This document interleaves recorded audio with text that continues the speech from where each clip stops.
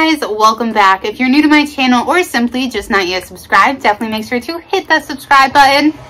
So we're actually going to talk about something super recent, and it actually took place a few days ago. Some things say June, others say May, but the last one I saw said June 6th. But in Amarillo, Texas, just outside of a zoo, the Amarillo Zoo, a security camera ended up picking up a UAO, which stands for an unidentified Amarillo object. Now, the city of Amarillo released the image of this unknown creature on June 8th. The City of Amarillo Director of Parks and Recreation, Michael Kashuba, said that this was something we wanted our community to have fun with. Help us identify our UAO. There was no damage to the Amarillo Zoo, and no animals were harmed. We were intrigued with the image, and we wanted to share the mystery. And the really cool thing is, I'm not sure how to pronounce it, but it's a electronic company named Wyze, which is W-Y-Z-E, and they actually donated a decent amount of cameras to help catch this creature if it were to come back. They said that unfortunately the camera at the Amarillo Zoo was not able to provide a clear image of the UAO. We're making it our mission at Wyze to make sure when and if it comes back, we all get the answers we need. That's why we are sending 80 of our cameras. The Wyze Cam V3 has color night vision, so we get a clear shot of when the UAO, when and if it comes back. Now, just looking at the image itself, the way that it's like bent, to me, it almost feels like, well, it's definitely standing sideways. If you look at the image, the creature is standing sideways.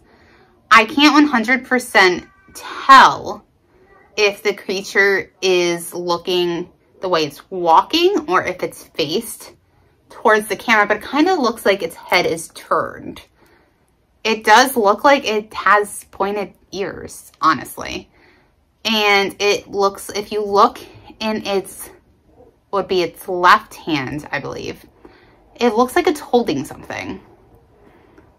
Now, it also looks like weirdly skinny, but they're calling it a Chupacabra, but no animals were harmed with it being round. And the other thing is that's not, I mean, we'll get into what a Chupacabra is, how it started, how it evolved and stuff, but it's almost like a mix of the old version of a Chupacabra, or the original version of a Chupacabra and the new version of a Chupacabra mixed into one.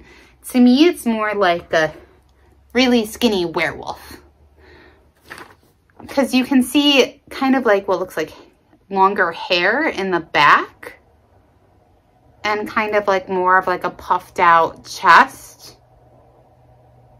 but then super skinny like in the rest of the body. I don't know, you guys. This image, I definitely don't think it's human. Maybe if the person has a costume on, but why would you be walking by the Amarillo Zoo with a costume on in June? That doesn't really make much sense. So I want to know what you guys think this is based off this picture of the footage, and hopefully we'll see it again. But now we're going to dive into what a Chupacabra is.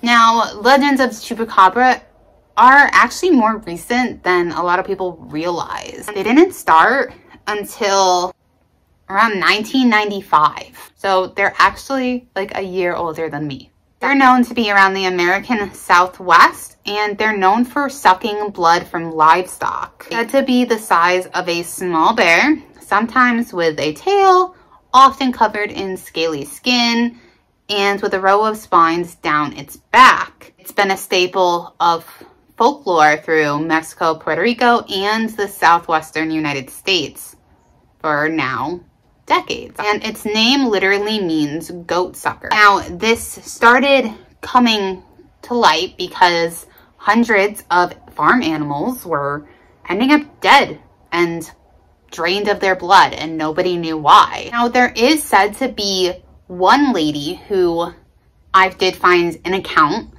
and of seeing a chupacabra, and her name was Madeline Tolentino, and she said that she had seen the chupacabra through a window at her home in Canovanas, which is a town east of San Juan, in 1995. She said that it was a bipedal creature, so walked on two legs, with black eyes, reptilian skin, and spines down its back. And she claimed that this creature was responsible for the animal attacks that were becoming so commonplace in the country.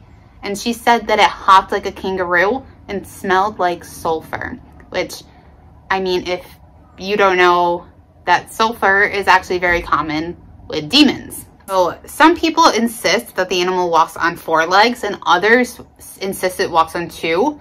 Some say that it has a tail, and others say no, it doesn't. So there's actually a reason for that. And I mean, to me, it might actually be 2 separate creatures, but they're both linked under the same name. Soon after the, you know, scaly skin and spines and walking on 2 legs Chupacabra came to be, another version came to light.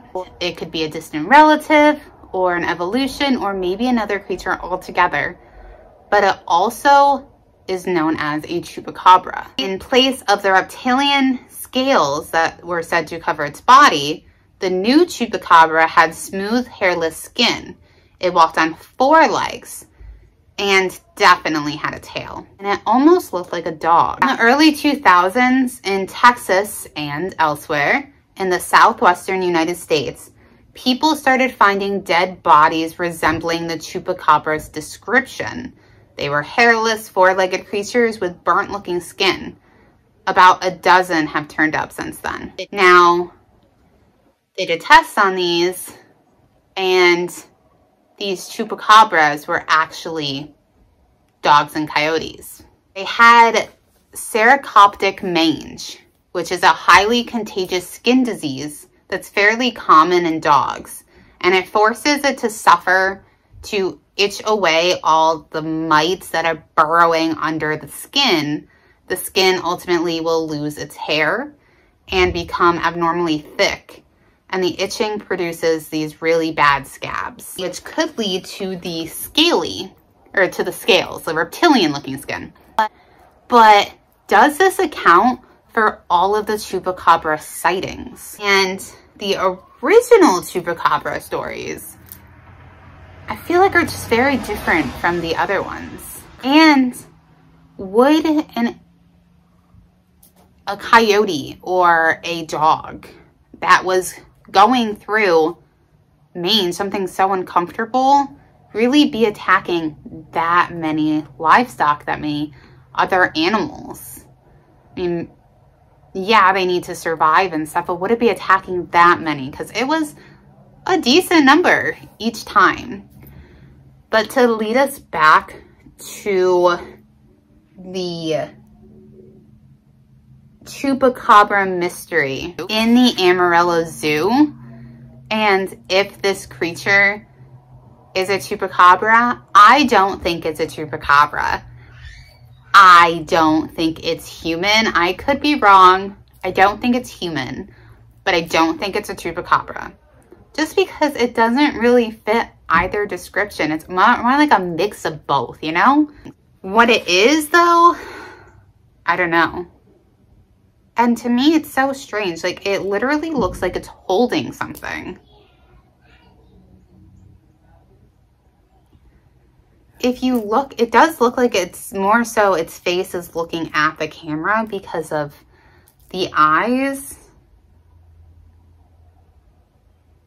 And there's such a defined line with, like, between the legs of it that shows how skinny this creature actually is.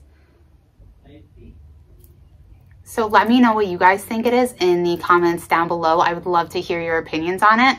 Definitely make sure to hit that like button for me. and that subscribe button. And until next time, and until next time, you guys, and if you end up seeing this pop up again of what this actually is, if they actually catch it and you see it before me, definitely make sure to send it to me.